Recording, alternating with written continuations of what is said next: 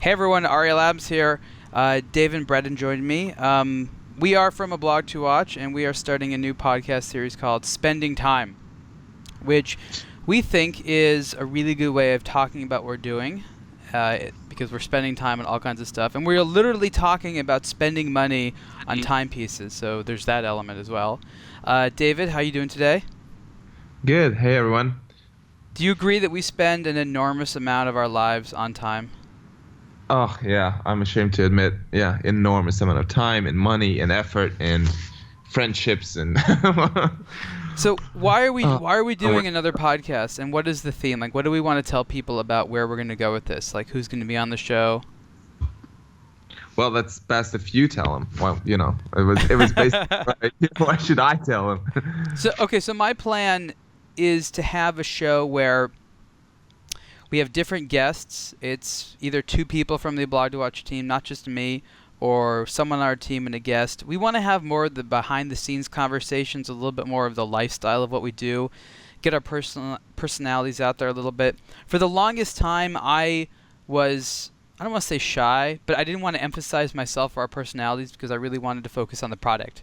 I kind of wanted it to be a very selfish experience for the reader, where you could just listen as we shared our experiences, our advice, our opinions with you, and allowed you to make a very personal decision about what you wanted to do. It wasn't so much about, oh, but I do this. I wanted people to make their sort of own unbiased opinions. However, in this day and age, we are infiltrated with lots of personalities out there on the internet, and they're not always ones that you want to hear from. And we feel like there's not a lot of voices out there saying what we would say, so we kind of have to say it ourselves. Would you agree with that, David? I totally agree, 100%. So this is our opportunity to do something a little bit different. We're going to talk about watches. We're going to talk about the watches we like. We're going to talk about where we're going. And we're going to talk about certain questions that the audience might bring up. And we'll see how it goes. And we're going to try to do our best to listen to what people want. Look, and I want to say one more thing, and David, back me up here. There's such a thing as the troll on the internet. We know you're all familiar with them. I am not afraid of negative commentary. I think that you can't please everyone, nor do I try to. I just try to produce content that I'm proud of, and if I make a mistake, I try to do better the next time, and I think that goes for the entire team. At the Absolutely. same time, David, there's always going to be people that have misunderstandings or just have a big difference of opinion, right? Yeah. Well, that's part of it. I mean, of course. So, to all those people right now, look, if you like the idea of this but don't like something we do, don't just be angry. Just give us your feedback. We do appreciate the time you took to listen to this show or other ones, or read our content or whatever it is. You don't have to be so aggressive with your negativity if you feel like someone's done something wrong to you. No one even knows who you are. No one's intentionally hurting your feelings. If you don't feel included in something or you feel offended, then we're not happy with that, but that's not our goal. So let us know how we can serve you or communicate to you better, and that's all we need to hear. I mean, what else would you say to that, David? Well, first of all, I don't even understand the offended bit. I mean, the reason why people get offended when it comes to watches. Like, I cannot imagine saying anything that would reasonably be said with a reason for someone to get offended by. Like, I'm not saying people who wear around 41 versus 40, David. Very, that's very should anger-inducing. so I find it kind of hilarious and sad at the same time, that people actually get like so hurt and so offended based on opinions on watches. How dare you say this or that or promote, which we don't, but like it's just ridiculous. So just ease up a little bit. It's just watches. It is just watches, but it's funny how, and people project, right? Like, we don't live in a world where the news headlines are particularly great. Like, I find myself being like the type of personality that I used to make fun of, or like, I'm like, the future is worse than the present. What kind of world am I bringing children into?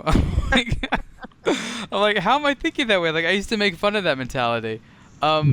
But a lot of it is like it's not a great super place to be in this world we have, and now I know why everybody really wants to go to Mars. It's like a fresh start. Yeah. um, So I get it that there's going to be a little bit of like negative energy that bleeds into hobbies, but like we sometimes need to remember like this is a getaway. This is a hobby. This is supposed to be a pleasurable pursuit. Like we don't want your bullshit politics in our watches, right? Yeah, exactly. I mean, we've been guilty of doing shit, but you know what? We're sorry. Okay, so the topic I wanted to discuss today was what's it going to be like when we're all wearing smartwatches? And when you proposed that idea, I immediately said, well, that's never going to happen. Why? So why are you so sure of that? Because I, for one, don't want to be wearing smartwatches as of now. I cannot imagine what sort of functionality there would be in a watch that would make me want to wear it and not something else. Okay, so you know who like you might be, and this isn't like a bad thing, but like when there's like an area of a city being gentrified and like developers going around buying from like the little small business owners and the people own dilapidated buildings and like everyone's like, sure, we'll take your money and buy a big house in the suburbs. You're like the one shopkeeper who's like, but I'm happy here. Like I like it here. You can't like, yeah, I'm not gonna sell to you. Like, do you think you might be that guy? It's a very far-fetched train of thought, to be totally honest. Gentrification was not on my mind when I was talking about smart. But I guess it's fair. Okay. So some people might look. You have a passion for a product. You're so heavily invested in it, and you haven't even contemplated a need that you have that smartwatches would, satisfy. However, you're slowly going to be surrounded by more and more people wearing smartwatches, right? And eventually, people like you might be a holdout and you might live a perfectly happy life never wearing a smartwatch, but you'll be the minority. Oh, the gentries. Well, that's true. I mean, I've tried the Gear S3, I've tried the Apple Watch, and in their own ways, they were both super impressive pieces of technology, but they were not. I respect them for that, for doing what they can do, because even 5 years ago, I couldn't have imagined, that I could have like a screen that small with like a touch screen and all that kind of stuff. Even 5 or maybe 6 years ago, this was totally unimaginable. So I think, I do have respect for them as items, but I don't want them in my life, to be honest, at this stage at least.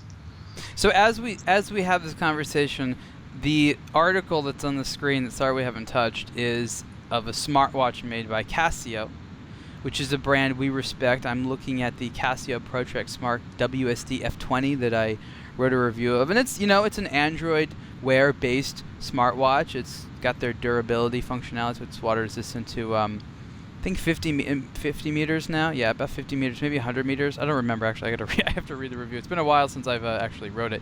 Honestly, since then I've reviewed other smartwatches that have water resistance higher to 100 meters. So that used to be like 3-4 years ago. That was a big deal. That these watches didn't have high water resistance, and now they do. And on my wrist is another Japanese-made one, an Epson smartwatch. Do you think it's funny that we have two Japanese smartwatches when that wasn't even a thing in the modern sense a few years ago? It's funny, but it's also inevitable. I mean, they're the guys who invented quartz, for example, with the Seiko Astron. And frankly, I was sort of, not shocked, but surprised to see how long it's taking Casio, for example, to bring smartwatch functionality into some of their watches. So something I would wear, I could see myself wearing, is like a G-Shock that has like smart functionality, like GPS tracking and maybe some health functionalities or something like that. That I would wear, but not on a daily basis, just when like going on a hike or whatever. Okay. So that is definitely interesting, and I think that you kind of came full circle there, didn't you? Like you started by saying like I don't want to wear a smartwatch, and you're like, but I would like to wear something that I know and love and appreciate, but with some added stuff. So can you see yourself doing both things, like not wearing a smartwatch maybe entirely, but wearing multiple products? Like it's in the rotation at least? Yeah, because what I said is that presently there is not such a range of functionalities in one watch that I would look at and think, okay, I need that in my life. So that's what I said. So once there's such a range of functionalities wrapped into just one watch, without all the bottlenecks that exist today, like short battery life, etc., then I think it will take a couple of years, and I'm in no rush. But later on, what I said, I'm looking forward to that. But I just don't want 6 hours of battery or 4 or 3 when I go for a run, which I don't. But if I did, Whoa. with the GPS tracking, etc. So that's just it's just not there. I understand the products have to exist at this point because it's impossible to finance 5, 6, 7, 10 years of research and development without putting a product out there. So it's a natural thing to have these watches, and they're great as they are, but they are just not as great as I would like them to be, ideally. Okay. But again, we're almost getting off track here. The point of this was to talk about when everyone else, but you few holdouts, are wearing smartwatches. How is that going to affect you being a traditional watch guy? You think that's going to make it easier or harder? I think it's going to be easier because it's, once you put watches, that's what we hear some of the CEOs say, for example. That one of the big problems is that young people of our time don't really wear watches anymore. I love how this confounds them. Every time they say this, they're like, "Did you know?" I'm like, "Really? You think this is like fresh news?" Yeah, exactly. It is not shocking news. It's just the fact that it's a powerful fact. It's not shocking, but it's powerful, and it's a big issue. So people have to start wearing watches again, and for that to happen, I guess they're going to spend $200-300. And today, for $200-300, what you get is either a G-Shock or a crappy fashion watch or a smartwatch. So of course there are a few others here and there, but I could see the 10, like the 18-year-old myself of me, buying something for $300. It would be an Apple Watch or a Gear 3. Or a G-Shock. and then you know what? That first moment where you wanted to celebrate your success and you realized that even if you had a nice car, you couldn't take it like on a date with you. You're like, I'm gonna leave my office watch or my health watch or whatever you call it at home, and I'm going to put on a piece of jewelry that doesn't really always look like jewelry, but it's like conversation bait. Like, I wonder if she'll pick up on my conversation bait. Yeah. That's what it's going to be. And yes, I'm not saying that it's going to diminish the types of quality watches that are going to be available, but, I mean, like, if watches were a status item now, they're really going to be a status item in like 30 years from now. Like, incredibly so. Yeah. They should be. I mean, they deserve to be. People will still be making this because I think there's something addictive about the art form, right? Like, it's too compelling for us guys. Like, we're like, oh god, we love gears. I mean, it's gears that we can wear. Like, there's nothing else really like that. I mean, there's steampunk, which is literally an entire counterculture movement. I don't know what to call it. That's literally like, what if gears were still in? That's the entire aesthetic. Yeah, absolutely, that's true. Well, not many watches today look steampunky, but still, they in their own ways. But you know what I mean? Yeah, I understand. I'm holding in my hand right now an Omega Seamaster 300M chronograph. A dumb watch. Sorry. What's that? That sounded really bad. No, it's like what? Because some people like say smartwatch. What would be the opposite? Yeah. So like that, you're right. That is an entirely capable watch. Like, we like that watch, but compared to smartwatches, they're just like, oh, it's one of those dumb watches. But that really sounded like I called the Omega watch a dumb watch, which I did not mean. Yeah, well, we're not editing it out, though. I don't care. You're not getting yourself out of that now. No. And, well, I don't really need all the smarts that a smartwatch can offer these days. So this is not a comparison, no competition between the two. Not in price, not in quality of execution, not in what they do. Nothing like that. Okay, you know what? Okay, let me tell you something. So the watch I'm wearing right now is the Epson. I don't remember the letters and numbers. The ProSense. It is the 367. This is their top of the line. They call it luxury. I don't think they should use the word luxury on their website, but it is a nice, simple smartwatch. It has I don't know why it doesn't say Seiko on it, but it says Epson.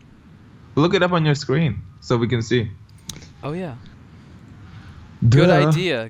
I'm just so hyper-focused on this conversation. Okay, here we go. So I haven't written the review yet, but this is just sort of the announcement here. So this watch looks pretty nice. I have to say the screen is a very high contrast screen. It's not quite e-ink, but it's the same type of idea where it like refreshes itself.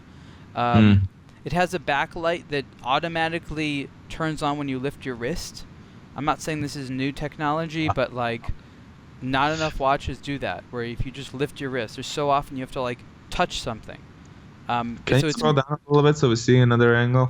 yeah, that's not it. Yeah. But that's the screen, I guess. Wow. That's the different versions of it. That's the lower end one. Why does it have to have so freaking long logs? I think it has to do with the GPS, right? So it's a technique to hide the fact that the actual movement is larger. Mm. So you see, it's sort of a design technique, because it's a GPS watch, and it just requires too large a space for the battery and the GPS stuff. At least that's what I've been told. Look at this interesting, clever strap. Look at that. That's interesting. It's true. Right? So one of the things I like here, I'm trying to find a dial that has it. These look pretty cool. I wish they were not like half a meter wide, but they still look okay. Here's the thing, not a touch screen and no color in the screen, but a lot of battery life apparently. So this is the one right here that I have on my wrist right here. And this isn't the screen that has it. By the way, the screens, like the backgrounds that you can get, are just awful. Like, they are the least sexy things ever. There's like 4 of them. There's 2 digital, 2 analog, and they lack...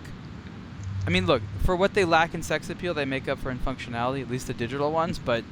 That's so Japanese. Yeah, I mean, listen, if the whole point is expressiveness, make the thing sexy. Like, I get it, but, like, people still want to look good when they're running, right? It's supposed to look sexy. These don't look sexy at all. These look like, a pair of running socks are sexier than this watch. I gotta say, I have a soft spot for these types of, like, hyper-functional dials. It's just so hyper-functional, and the only decorative element, and by the way, the metalwork is actually really high-quality metalwork. Around the bezel here that looks like it's a rotating... It's not. But high functionality is not sexy. This is not sexy. It's high functionality, yes, but not sexy. No, it just has a sort of simplicity to it. Like, there's an unpretentiousness, which means it's just so focused on being a tool. I kind of like it. It's just so much a tool. I agree. I totally agree with all of that, but that's everything that doesn't make it sexy, at least in my opinion. It's I don't know. I think if you had one, you held it, you'd feel maybe a little different. But if not, look, there's plenty of other stuff out there for you. Everything you brought up about the lugs and all that, those are very legitimate, things. And the watch. How wide is it? Yeah. It's not that wide. I'd say it's maybe, without the pushers, 45 maybe. It says it here somewhere. So here 47. Okay, Jeez. so on the dial, at any given time, on the dial that I have on my watch right now, it has your heart rate. So it doesn't tell you in the off state, but you look up at your wrist. You pull your you pull your wrist up to your face, and then instantly it has the current heart rate. That's cool. And I'm not saying it's the only watch to do that, but I like that it's just right there in the dial. It's actually one of the only ones I can think of that made it on the default screen, just the heart rate, like very easy to see and like no delay, like really no delay. Let's see that wrist shot that's at the end of the gallery, the last picture there. I think that's actually the dial. Yeah, you see right here, it doesn't show it. For some reason, it's like but right next to where it says BPM, it would obviously have the number, and then these little bars here would kind of fill up depending on whether it's like resting, or up here it would be a little bit more like you're working hard. So his wrist could realistically be like 50% wider, and the watch would look okay. Yeah, it's way too long. It's just. I'm maybe getting, maybe it's too soon to get picky about these things, based on where technology stands these days. But I just want to see these things just get smaller a little bit. Look, at least we're having the same conversation about them as we are with traditional watches, because this conversation can be with anything. But anyways, yeah. I see this whole thing as being a complication. Being able to see your heart rate is a kind of a complication. Yep. And once people get accustomed to it, or it becomes as useful as the date, and they try to wear something that doesn't have it, then traditional watches are in trouble. If that doesn't happen, then it's fine. But once there's little things like pieces of information that you have on your wrist that you just get so used to having that you can't live without it, then traditional watches are in big trouble. That's a good point. When I had the S3, I had more recently than the Apple Watch. I was wearing it, and it felt weird going back to a traditional watch. I wasn't a huge fan of the S3. It was okay, but I was, like I said, I couldn't really integrate it into my life, or I didn't feel the need to do so. But when I switched back, it happened for 2-3 days after switching back to mechanical watches that I was like, hey, where's this information? Or how's that happening? It actually required quite a few days of adaptation before I could switch back to traditional watches. That was interesting, actually. Yeah, so there is an adjustment period. That's true. How's our business going to change when smartwatches are more popular? Are we going to keep writing about more and more of them, and then how are we going to select like what smartwatches to write about, which ones not to? Well, the same way how we select these days, which watches we cover and which ones we don't. Apparently, as everyone thinks, who pays us the most money? God, I wish it was that easy. Oh yeah, well, yeah, that's ridiculous. Well, I'm not really looking forward to reviewing that many smartwatches, to be brutally honest. But we'll see. It's we'll a see pain compared to other watches. It's a pain because when we write about a traditional watch, we spend the most amount of time talking about the aesthetic, which is a conversation that you and I like. But with smartwatches, maybe 30 or even 20% or even less of the review is dedicated to aesthetic, and we're sitting there literally just writing about functionality, and I think that bores us. That's true, and that's also one of the reasons, one of the reasons for this is that smartwatches presently are aesthetically challenged, to put it like that. There's not much to talk about here. This one looks like a prototype to me. I mean, yeah, okay, the straps look cool. That one you're looking at probably is. Okay, what I mean by that is the design itself. Okay, this is a better angle. This is a little bit better. I gotta say, the one I have that has the just more straight lugs here without this thing, like it's funny, with a lot of Japanese design. And oftentimes, there'll be like a Seiko watch, for example, or even Citizen. You're like, it would have been great if only they didn't put that one weird thing in there. They can't help themselves. What's the one? Like, must put in line that's not necessary. A weird third lug in the middle of the whole thing. Like, look at the design of the strap here. Like, I appreciate what's going on here, but like, what is this? Yeah, it's strange. I'm sure there's a certain functionality. I remember I was wearing I think a Richard Mille was that had these vents on the strap, and it actually does make a difference. You don't sweat underneath. It's super comfortable. But it's the design of the vent. Those were sexy vents. This is non-sexy vents. Yeah, those are pretty weird. But, I mean, you imagine seeing this in a case, right? And you're like, when I really just want to think about working out, when I look at my watch, I want to feel nothing except I shouldn't be looking at my watch anymore. Well, that's a fair request. It's such a good tool that they forgot that, they do it. Look, this is the first one from Epson, right? And honestly, at $400, that one that you're looking at is cheaper, but the one I'm having $400 for the durability, the build quality, the utility. It's a very high functioning product. No one is claiming that they're super pretty right now. They'll only get better. But I'm just saying, these will sell totally well despite the fact they're not pretty because people are actually interested in the functionality, which is, not something that when we write about traditional watches, we're used to. How often do we ever even talk about accuracy? We never do because we just assume everyone knows that mechanical watches aren't that accurate. Yeah, that's true. We literally never bring it up unless, the watch is broken. We're like, oh, my God. Yeah, exactly. Oh well, we'll see. This will unfold. You will review more smartwatches than I do for sure because you're definitely more excited about them, which is a good thing. There's nothing wrong with that. I mean, look, I don't think a blog to watch is going to be a blog to watch if everyone on the writing team is just super gung ho about smartwatches. Yeah, of course not. But you have to understand. For me, it's almost kind of a I told you so because. You remember when all this started and everyone, no one took it seriously until Apple did it. That's really one of the shames of this world. It's unless a big brand does something, people are just it's not real. Yeah. The watch industry is the exact same way. Until Apple made a smartwatch, they could just deny that it existed. They're like, that's not really a thing. Then Apple did it. They're like, oh no, we can't deny it anymore. Like climate change. Yeah, we actually had conversations sort of not exactly in this tone, but really close to how dare you cover smartwatches? Why would you do such a thing? How many times has that happened over the last? I think I was called a traitor at one point. Yeah, that's actually true. You were called a traitor, no less. Wow. Yes. That's ridiculous. So I have not been sweet on every single smartwatch that comes out, and I've been the first to say that they definitely have an aesthetic road to navigate before they reach a point where truly as sexy as they could be. I mean, the Apple Watch is made in a very sexy way, but I don't have an emotional relationship with it. It's just a very well-made Apple product you wear on the wrist that happens to have really cool straps. It's That's true. I don't think of it as like having that same emotional appeal as like a well-made mechanical watch, and that's why a lot of people say like it's not a watch. No, it's still a watch. It's just not the same as that other thing you like that you haven't been able to properly coin. Maybe call it a timepiece. I don't know, something pretentious like that. I don't know, but I get it. It's not the same. It's not the same. So, I think that I've been very open with that, but everyone was basically being like, Apple Watch is going to fail. They're going down. The whole company is going to implode because of this horrible idea.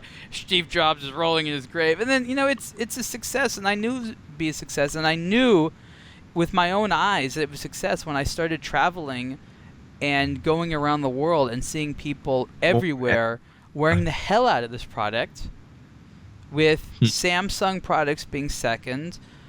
You rarely see an Android Wear piece. I mean, and there are lots of Pebbles around. When the Pebble came out, a bunch of Fitbit. For some reason, that Fitbit, I don't know what it's called, the Bolt or something. It's like $150.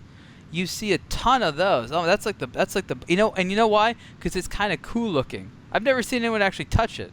They just wear it. I swear, I've never seen I've seen people operate their Apple Watch. But that's actually funny. Like I don't really see people using their smartwatches that much because they just use them like normal watches, which I think is a bigger challenge because, they focus so much on this fitness thing. Even if you are a hardcore like workout enthusiast, what percentage of your week do you spend actually working out? A quarter maximum? So if that's the enthusiast, what is the normal person doing on a regular basis that makes the best use out of the functionality that smartwatches have? Like, tell me, what functionality do you use and you're like, wow, I'm really happy I had this? Well, what I would need is better integration with what's happening on my phone, and not just for receiving what's happening on my phone, but being able to interact easily.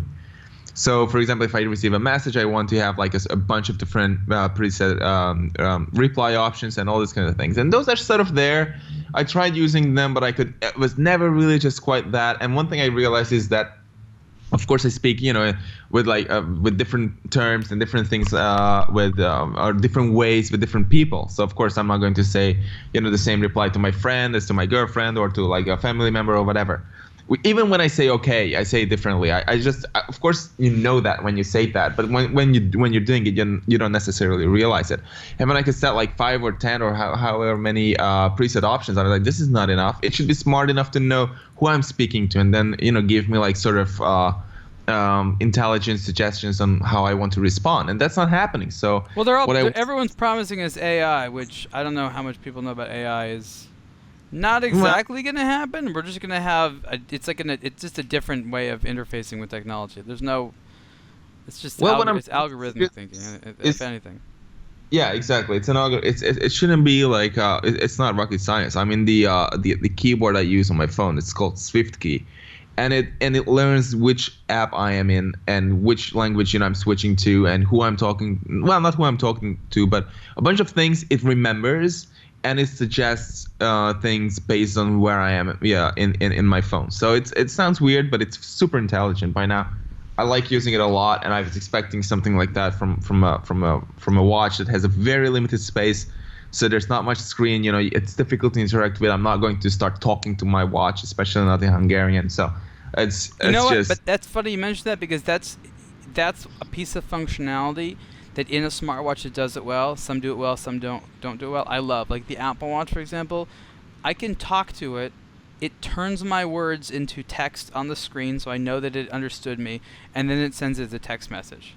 And I love that. That's cool. I haven't gotten to that point because, like for whatever reason, like I don't know. I didn't try it that much because I was unhappy with the other options that it already gave me. So I was like, I had to discover that for myself. The item was not particularly good at letting me know that it could do that. Yeah, exactly. There's a bunch of functionality that's in there, but it's difficult to use. It's difficult to figure out. iOS is just. I mean, I know.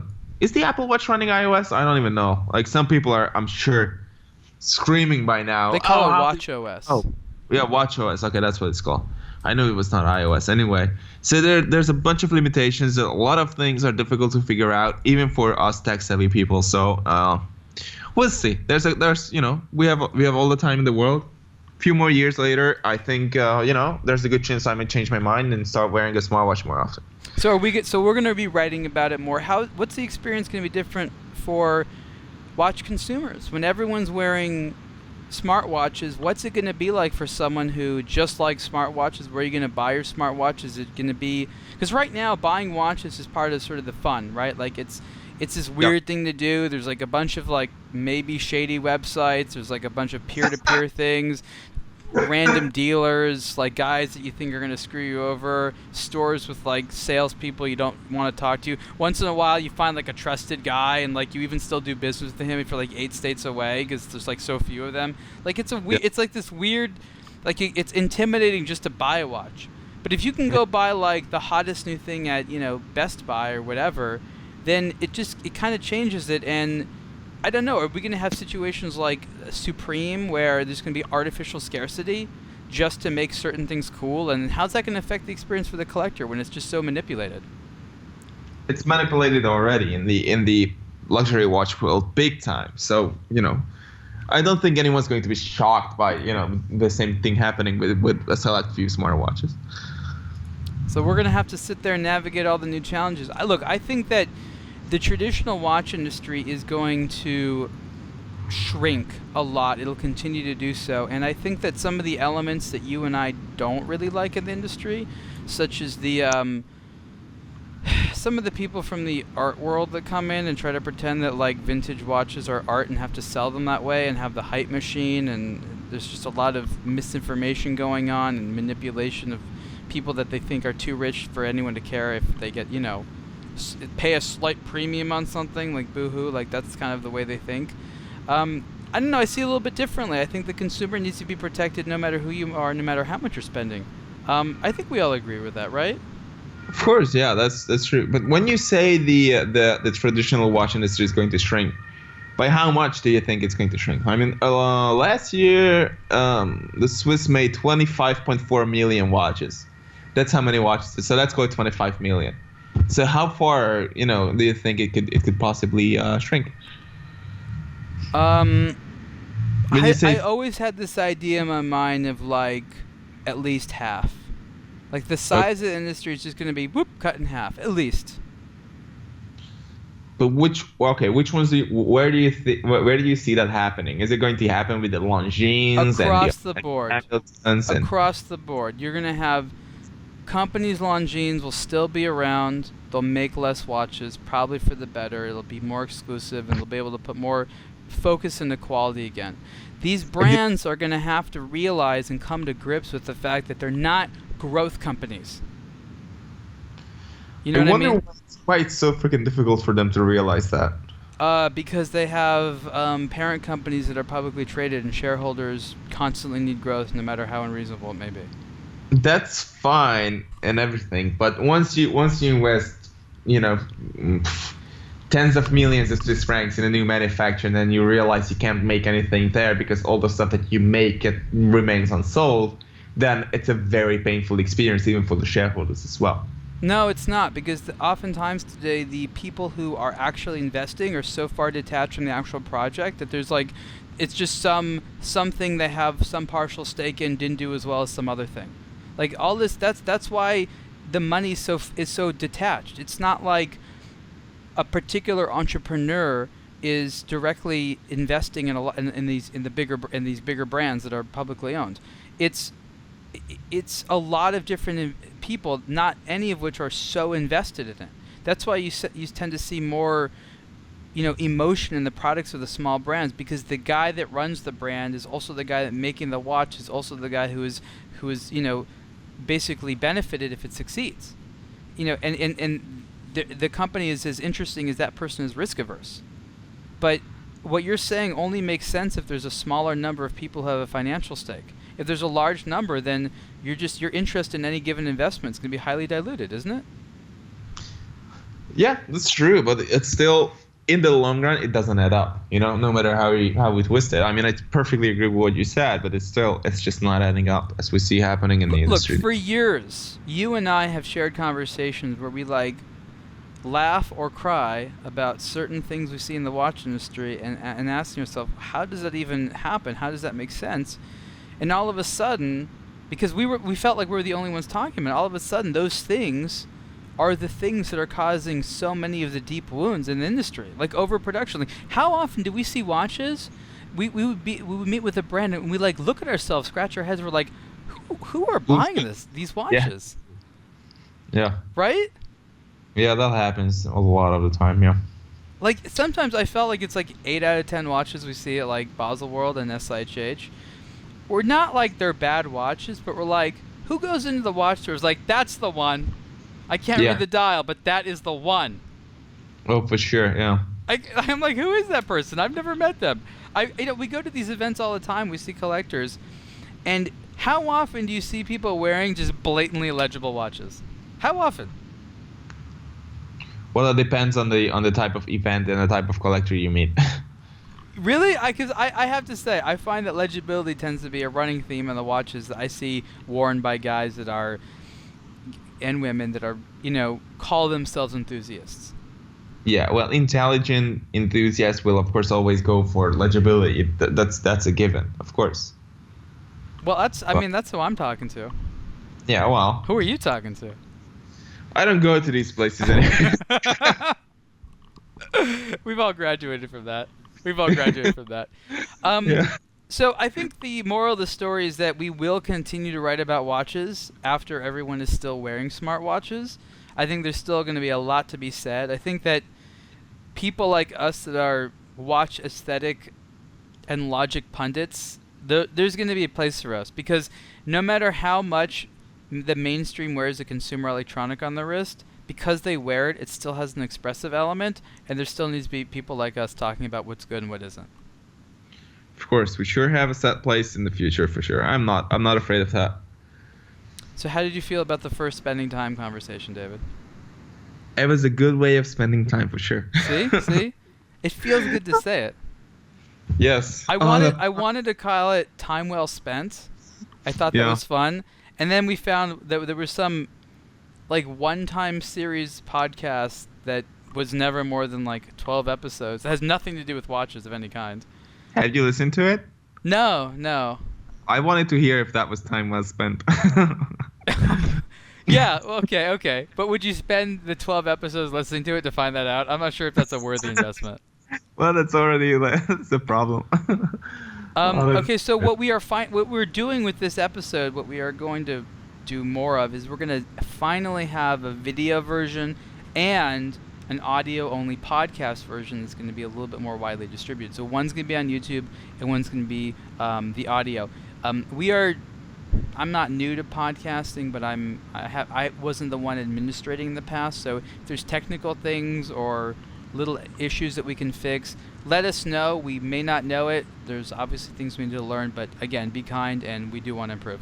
Everyone, thank you so much for listening. Talk to you later. Thank you, everyone. And please do let us know about topics and subjects and issues that you want us to discuss, because, we're totally open to that as well. Agreed. Thanks. Okay. Later, everyone.